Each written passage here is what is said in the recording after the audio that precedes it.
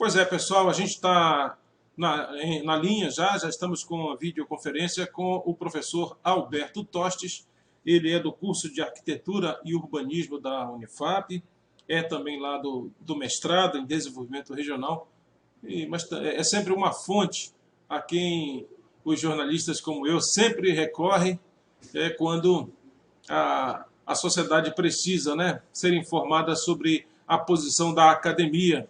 E é nesse sentido que eu já queria agradecer a deferência de o senhor nos atender mais uma vez. Bom dia, professor.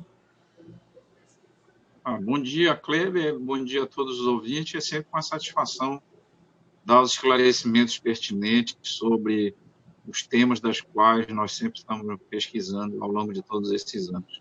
Bom, em primeiro lugar, o senhor está em casa e o senhor tem mantido essa relação de trabalho em home office? Bom, eu estou em casa, mas pelo menos 2 vezes na semana eu tenho que sair para resolver as coisas que são pertinentes, né? E também a minha nora está grávida e a necessidade dela ir, às vezes, fazer um exame no médico, então é uma situação um pouco peculiar, mas sempre seguindo as regras de segurança que são recomendadas. Pois é, né? Como é que o senhor está do ponto de vista humano e familiar? O senhor já falou aí. Dentro do possível, o senhor também advoga, né? Acredita que a melhor estratégia é o isolamento horizontal das famílias, é isso? Bom, eu acredito que eu tive, assim, desde que começou o isolamento social, ali em torno de 15, 16 de março, então nós já temos mais de 45 dias de isolamento. Eu sempre defendi porque era momentaneamente a estratégia mais adequada, mas associado à questão do isolamento, a questão das regras de segurança relativa para todo o conjunto da cidade. Eu creio que o Brasil, através dos governos federal, estadual e municipal, em todos os estados, se demorou até tardiamente para tomar medidas mais rigorosas e que, portanto, elas estão refletidas nos números e nas estatísticas que hoje estão postas. Pois é, aí tem se mostrado, né, o acompanhamento do noticiário tem mostrado isso. Os países que apostaram em adotar essas medidas logo cedo, nem antes de registrar os primeiros casos, hoje parece que estão colhendo os frutos, né? Já estão a lugares até já flexibilizando algumas atividades, voltando dentro do possível a ter uma circulação de pessoas por conta de lá atrás ter feito esse dever de casa, né? Olha, veja só, desde que começou o isolamento social, eu publiquei pelo menos um artigo por semana no meu blog, que é muito visitado. Nós temos uma média de 300 a 500 acessos por dia no blog, então o público busca essas informações.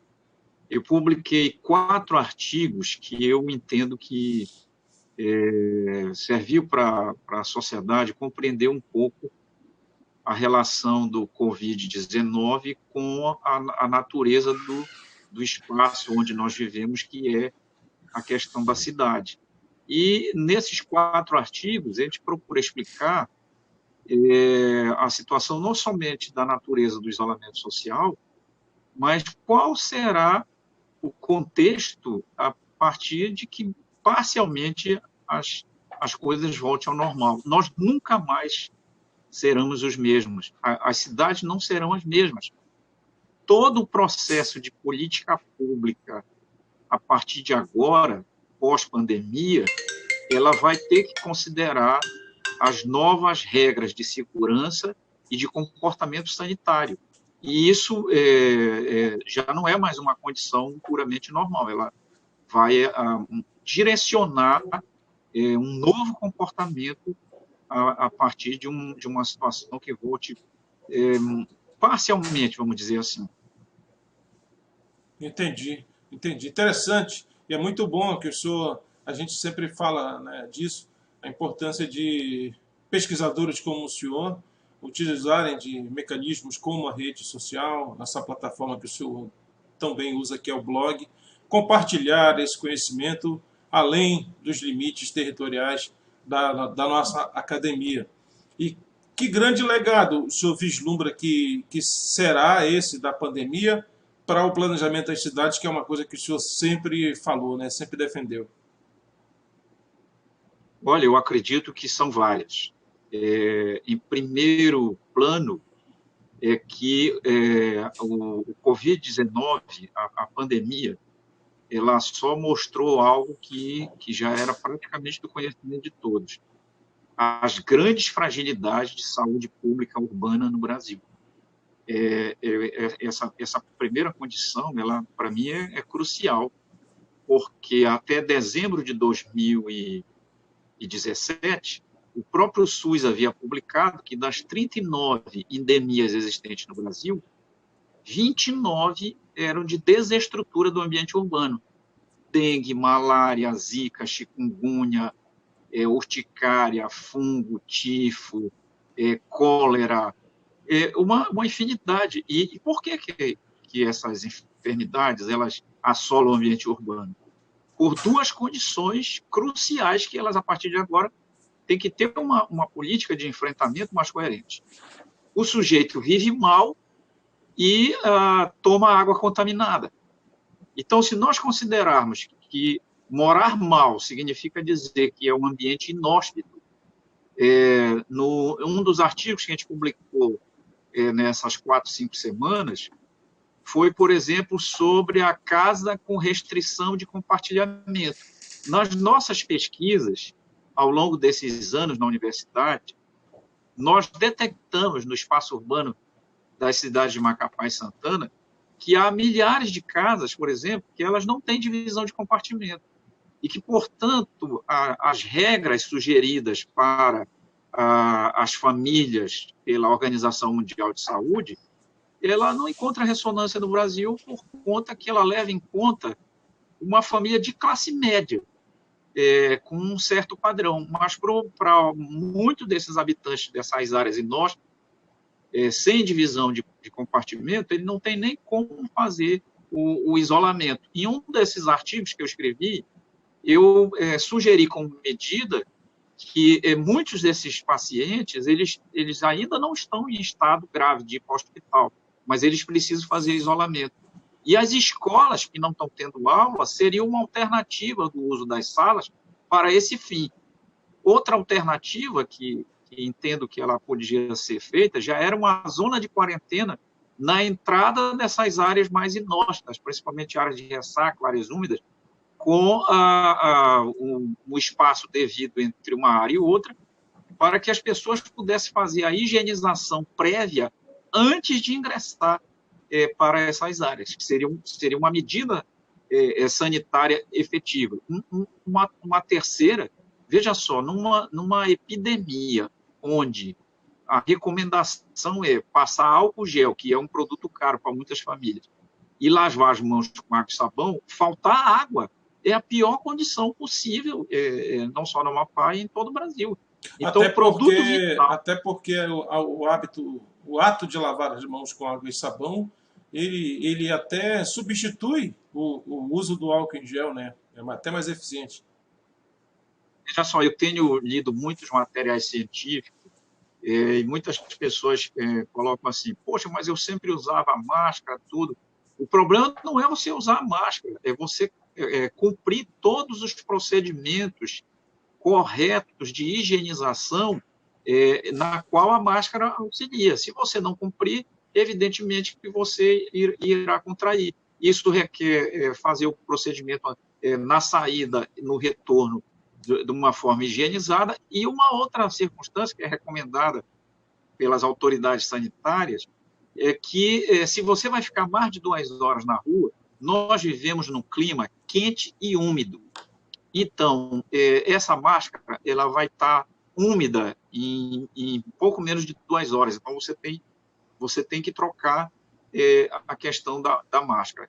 Voltando um pouco a essa questão das cidades, como você argumentou logo no início, Olha, eu creio que uma política que ela vai ocorrer e precisa ocorrer daqui para frente, no cenário pós-pandemia, é o fortalecimento do uso da bicicleta como um transporte não só alternativo para as pessoas de baixa renda, mas como um mecanismo de preservação a maior, porque vai permitir que as pessoas se desloquem em curtos intervalos de tempo e haja uma opção por postos de trabalho mais próximos da sua casa. Essa será uma tendência, na minha avaliação, mundial.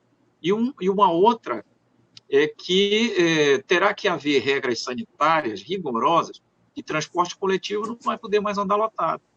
Ele vai ter que ter fiscalização para que você tenha minimamente as condições sanitárias possíveis para que possa atender a todo esse processo. Para isso, será preciso investir nas melhores condições de arborização para a cidade, nas condições de ventilação que facilita todo esse processo, né? A descentralização dos serviços para poder agregar os trabalhadores pelo conjunto dessas unidades. E uma outra tendência que a pandemia ela acabou acelerando é o fato de que, com esses mecanismos tecnológicos já à disposição, muitas atividades de trabalho elas passaram a ser desenvolvidas através desse sistema home office, de casa, com plataformas, penso eu, muito mais avançadas que atenderão num primeiro momento. E, por outro, irá mudar as regras de comportamento de tudo que nós já visualizamos anteriormente em relação à questão da sociedade. Né? Então, são algumas das medidas. Nesses 4, 5 artigos aí, nós colocamos uma série de situações que é preciso a sociedade entender. A universidade ela tem um propósito maior de desenvolver pesquisas para ajudar em todos os segmentos, então, inclusive, da estatística da enfermidade. Olha, quando as atividades parcialmente voltarem, para que não ocorra um processo de aumento dos casos, o sistema de controle sanitário, na minha avaliação, ele tem que ser feito, por exemplo, em cada estabelecimento, tem que ser destacado uma pessoa para poder fazer esse controle. É o controle de organização de filas, de entrada, de sistemas de áreas de banheiro, enfim, inclusive vai surgir esse novo profissional que vai ser responsável pelo controle sanitário, na minha avaliação, em vários lugares, para poder ver efetivamente de como essa coisa vai se comportar. Tem uma questão aí, Kleber, importante, que as pessoas às vezes me passam mensagem, e os trabalhadores informais, aquelas pessoas que trabalham na via, esse é o grande papel do poder público, de qualificar essas pessoas para novas atividades também, que elas possam ser prestadoras de serviço a partir da sua casa, da sua residência. Há profissões que elas estavam praticamente desaparecidas. Quanto mais tempo as pessoas permanecerem em casa, mais problemas aparecerão de serviços de encanação, serviço elétrico, serviço de manutenção. Então, esses profissionais eles também serão muito importantes nessa nova fase que irá ocorrer. Eu vejo assim que a crise, ela, ao mesmo tempo que ela traz o temor e o receio sobre as dificuldades, ela também é o momento das oportunidades para que você possa vislumbrar como o dia de amanhã poderá ser vislumbrado com criatividade, com inventividade e com geração de emprego e renda. Ok. Professor, preciso lembrar para quem está chegando agora com a gente na rádio FM, a gente está conversando com o professor e pesquisador amapaense Alberto Tostes. Ele é da nossa Universidade Federal do Amapá, do curso de Arquitetura e Urbanismo, e é também lá do mestrado de Desenvolvimento Regional. Ele está falando com a gente em videoconferência na casa dele. Assim que a gente confirmou que o senhor estaria com a gente no programa de hoje, chegaram nas nossas redes sociais, aqui no nosso WhatsApp, 991 57 0022, algumas colaborações, algumas perguntas, como de um ex-aluno seu lá do mestrado de Desenvolvimento Regional, o geólogo Antônio Feijão. Ele diz assim: pergunte ao professor se ele encontrou alguma relação entre ocupações subnomais, palafitas, e o adensamento do Covid-19, professor? Veja só, quando você olha a estatística de expansão do Covid na cidade de Macapá, que tem sido feito por alguns pesquisadores, tanto da Universidade Federal do Amapá quanto da UEAP, se observa que os níveis de contaminação ele está se espraiando e tem como grande referência o centro da cidade e o subcentro dos seguintes bairros: centro da cidade, os subcentros, Laguinho, Buritizal, Santa Rita, Jesus de Nazaré, Trem. Esse núcleo mais antigo da cidade, ele está dentro daquela regra de sintomas médio e alto.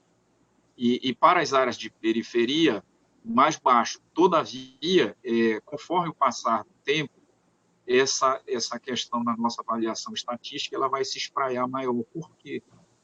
Porque as condições de proteção e segurança na higienização elas são mais reduzidas nas áreas mais afastadas. Então, em todas as capitais brasileiras, houve uma tendência de que, primeiramente, a enfermidade ela se instalasse nos grandes centros, depois ela se espraiasse para a periferia, como está ocorrendo no caso do Rio de Janeiro, nas áreas de favela, que já tem casos bem elevados nessa condição, e o que implica na tomada de medidas sanitárias elas mais rigorosas, para poder atender a esses bairros mais reduzidos de infraestrutura, não é? Que deva acontecer. É porque, pelo que a gente acompanhou, né, professor, isso foi acontecendo à medida que a gente foi evoluindo do status epidemiológico. Agora a gente está numa fase de transmissão comunitária, mas no começo eram os casos importados. E aí as cidades mais desenvolvidas do país, Brasília, São Paulo, Rio de Janeiro, que tem mais acesso, a população consegue viajar mais para fora, acabou predominando. Mas agora a coisa, como o senhor disse, está se espraiando nas áreas periféricas. Não há dúvida. Eu inclusive, publiquei nas redes sociais, cerca de 2 ou 3 semanas, aí, uma série de ações pelas quais, enquanto pesquisador, a gente lê, informa. Por exemplo, a Coreia, que é um país com baixos índices da relação à pandemia, os orientais têm uma educação ela é extremamente rigorosa e disciplinada. Então, desde logo do início, eles começaram a incentivar, por exemplo, o uso da mão inversa. Se você é canhoto, usa o lado direito. Se é destro, usa o lado esquerdo. Isso ajudou muito. E um outro fator que foi muito preponderante no caso da Coreia sobre essa medida, você não está vendo no Brasil nem no Amapá. Veja só, nem todo mundo tem acesso à internet de qualidade ou manutenção dessa internet. Quando tem acesso de dados muito reduzido, que logo termina para a pessoa que é ou pós-pago ou pré-pago. Então, o que foi adotado num desses países? Os grandes painéis de rua, com várias orientações no centro, nos locais mais afastados, e isso resultou numa coisa extremamente positiva. E você não viu isso no Brasil, essa medida de orientação básica para várias ações importantes. Uma outra questão, houve uma confusão muito grande no início, usa máscara, não usa máscara, e com isso gerou uma confusão na população sobre a importância ou não de usar essa proteção. Ora, se ficou definido que vai usar, então utiliza os trabalhadores que são costureiros, costureiras, para produzir milhões de máscaras, gerando emprego e renda. Essa medida, que ela é uma ação básica, já seria para doar máscara em qualquer lugar. Em qualquer estabelecimento, já teria também que ter como regra, olha, não só entrar no estabelecimento com máscara, mas o próprio estabelecimento já fornecer a possibilidade da máscara também para quem vai entrar. Eu creio assim, Kleber e ouvintes, os governos eles estão sendo reativos e muito pouco propositivos. O que se vê da pandemia pelo mundo são circunstâncias que ela nos mostra que em cada país se foi se encontrando os canais e os mecanismos para ajudar na questão da prevenção e do controle. E no Brasil se fica num rame-rame incrível entre os governantes, os políticos, de qual é que é a melhor ação, o que é que vai fazer, quando você tem que tomar as medidas logo de impacto de curto prazo. E isso é uma questão muito séria. Porque, olha só, no caso da região amazônica, o Covid-19 ainda se junta a muitas outras endemias graves, como o H1N1, né, a dengue. Ninguém está falando mais da dengue, mas a dengue continua matando também. Então, essa circunstância relativa aí, ela vai. Olha, uma outra coisa importante que nós publicamos relativa a essa questão de mobilidade e circulação. A OMS ela recomenda, no mínimo, 1 metro de afastamento, mas se você vai fazer um cálculo para uma área de 100 metros quadrados e considerar área livre, não área de escritório, mas área livre de trabalho, se você tem 100 metros quadrados, a regra de cálculo tem que ser o seguinte: entre trabalhadores e clientes, não pode passar de 25, porque você tem que considerar 4 metros entre circulação e mobilidade dentro daquele ambiente, para você poder garantir a segurança sem aglomeração e fazendo com que haja a preocupação de não ter nenhum tipo de contágio, né? Ou o próprio vírus esteja circulando de uma forma. Outra coisa fundamental, na minha avaliação como arquiteto, urbanista e pesquisador, é que exige que os ambientes eles sejam mais arejados,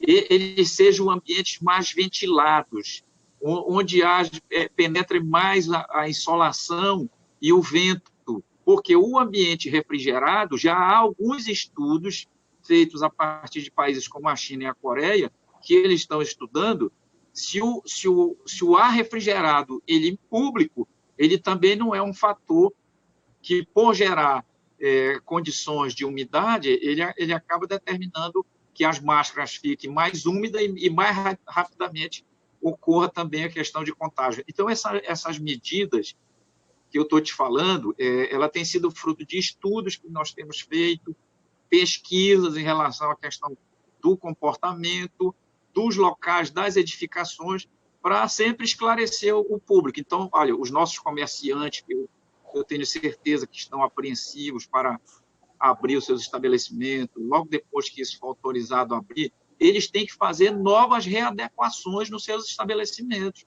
para poder fazer com que esse ambiente ele seja um ambiente mais saudável. Uhum. Olha só que coisa interessante. A partir de agora, o importante não é se o local ele é refrigerado, mas se ele tem condições de aeração saudável para as pessoas frequentarem. Professor, nosso tempo está bem adiantado aqui. No nosso WhatsApp aqui, muitas perguntas chegando para o senhor. Eu vou fazer um ping-pong para a gente acelerar um pouquinho para esse final. Perguntas sobre o endereço da sua página, do seu blog. O senhor pode adiantar logo aí para a gente? Olha, o meu blog ele é www.josealbertoste.blogspot.com. O José Albertoste, tudo junto, e o TO de Alberto já é o TO de Toste. josealbertoste.blogspot.com. Lá tem um farto material sobre isso que as pessoas podem acessar. Outra pergunta que chega para a gente quando o senhor fala que as nossas habitações elas não têm a separação espacial, né? Isso se dá por uma questão cultural de construção ou por meramente falta de espaço, ou mora muito mais gente na casa da periferia do que nas casas mais centralizadas? Veja só, são 3 respostas em uma. A primeira são as condições econômicas. A segunda são hábitos e costumes culturais, porque os primeiros ribeirinhos, quando migravam para o espaço das cidades, eles faziam muitos armadores de rede nesses lugares. Era muito comum na questão das embarcações ocorrer isso. Então, isso era muito vigente, essa coisa, desde a época do período pré-território. E um terceiro aspecto, de fato, são as limitações pelas quais impõe a natureza do próprio espaço, que são espaços, na realidade, informais e, às vezes, irregulares, e que só permite que a pessoa faça ali dentro daquele limite. As políticas públicas de habitação é que deveriam alcançar essas famílias, mas, contraditoriamente, nunca se investiu tanto em habitação formal, mas não reduziu 1% a ocupação em áreas únicas.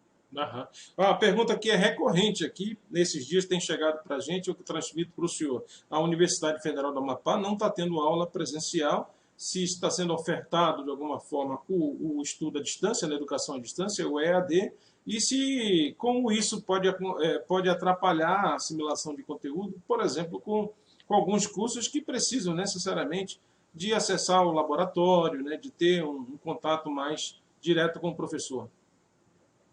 Olha, eu creio, a universidade ela não está tendo atividade. Eu, como pesquisador, continuo trabalhando e muito, até trabalhando mais, porque estou colocando toda a minha massa cinzenta para estudar, para auxiliar também nesse problema. Eu acho que isso é um dever dos profissionais, dos pesquisadores, para contribuir com a sociedade. Eu creio que quando se suspender parcialmente essa condição, as instituições elas vão estudar as melhores estratégias para atender a necessidade de todos os cursos. Eu creio que, no futuro muito próximo, nós não vamos ter uma educação à distância, porque a educação à distância tem um modelo específico de funcionamento. A questão da pandemia está nos mostrando que novas tecnologias e novas plataformas serão incorporadas com a melhor mão de obra qualificada possível, e isso não ocorre na educação à distância.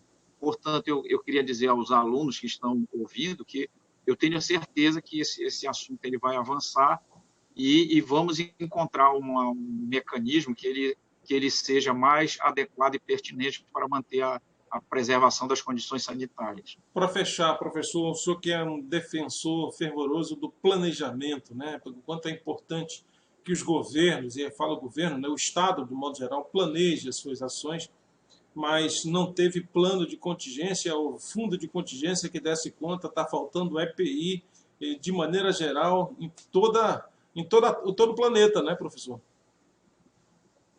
Olha, assim, o que eu posso dizer para todos os ouvintes, eu sei o quanto esse momento é difícil para todos, perder entes queridos, cidadãos de grande valor para o Brasil, para o Amapá, mas essa é uma pandemia mundial, é uma circunstância que, mesmo com condições de planejamento adequadas, como é o caso da Itália e dos Estados Unidos, não está sendo suficiente para poder conseguir, de alguma maneira, estancar a natureza do problema. Mas o que nós devemos ter nesse momento é a tranquilidade e a frieza para poder saber o seguinte: esse quadro ele tem situações de curto prazo, médio prazo e longo prazo. Olha, eu, na minha trajetória como pesquisador, eu nunca vi tanto recurso público ao longo dos anos ser jogado pelo ralo. Chegou a hora do recurso público ele ser acompanhado a partir de um plano de recuperação das cidades, dos municípios, tudo levando em conta o novo cenário que nós estamos enfrentando e que, portanto, isso vai exigir a qualificação dos trabalhadores nas mais diversas frentes, a qualificação de gestores para poder compreender o estágio que se avizinha para os próximos anos de recuperação da economia. Tem duas coisas que eu penso que agora tem que ser colocada em prática de forma rigorosa: a questão do investimento em educação e formação para o problema da pandemia, e todos os projetos, planos e programas, eles vão ter que estar com a questão da variável da sustentabilidade, não mais como um discurso, mas como uma coisa efetiva, para que a gente possa ver, de fato, as nossas cidades mais saudáveis. O Brasil está apresentando situações de bastante adversidade, porque se deixou o planejamento por décadas escondido atrás do armário. E agora nós temos que investir rigorosamente em longo prazo, em saneamento básico, em melhores condições de vida para todos, para evitar exatamente essa condição de que a diversidade maior também é a falta de infraestrutura. Muito bem, conversamos com o professor e pesquisador amapaense José Alberto Tostes, da Universidade Federal do Amapá. Professor, muito obrigado por sua atenção com a gente. Desejamos ao senhor um bom final de semana, bom trabalho, cuide-se aí, saúde e fique em casa, né, dentro do possível. Um abraço. É verdade, eu que agradeço a oportunidade e convido a todos a ler o blog no domingo, que estará publicando lá a postagem do 5º artigo, que ele se chama Cidade e a Normalidade. Nós nunca mais seremos normais. Muito obrigado pelo espaço. Um abraço.